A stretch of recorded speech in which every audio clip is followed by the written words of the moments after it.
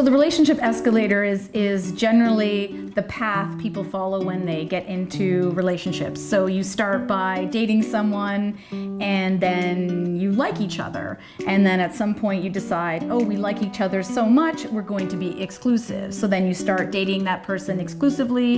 Usually you're also exclusively sexually as well. And then you may decide, okay, we're gonna take this to the next level. Maybe we'll live together. Maybe we'll get married. And then, you get married and then you have kids or you buy a house, and then it's kind of like you retire together and you go on this escalator that seems to have its own defined path that doesn't allow you to jump off at any spot. You're just heading in this direction. I feel like we've just been told that love is supposed to be a certain way. You're supposed to fall in love, you get married, you have a house, you have kids, and that linear way of thinking, it fell apart for me. So when that happened, it definitely made me reevaluate how love can be. Monogamy was the way to do things. So there was never a question of, are there other ways to do things? Like, there was polygamist shows on TV, and that was always seen as like, ooh, that's not a good thing. You don't do that. That's not really ethical. You shouldn't be doing that kind of thing.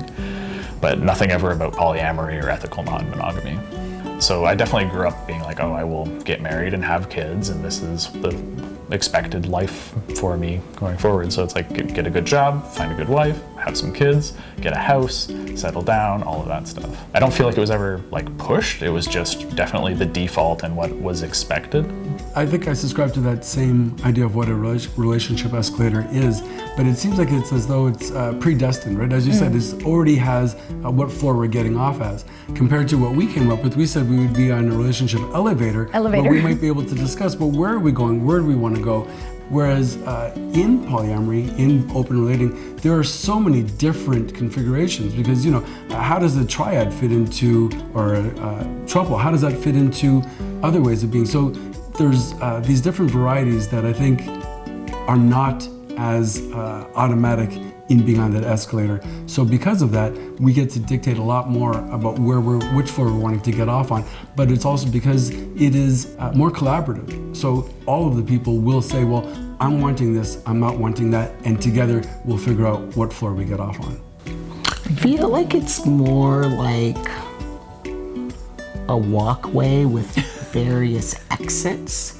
So you could be going along and then it's like, oh, I'm gonna go over here for a while, and then you can get back on somewhere else if you need to. But I feel like there's more options, like there's more ways to get off the walkway.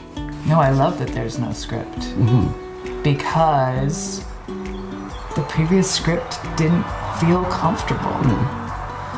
And because I didn't know that there was anything that one could go off script about, right?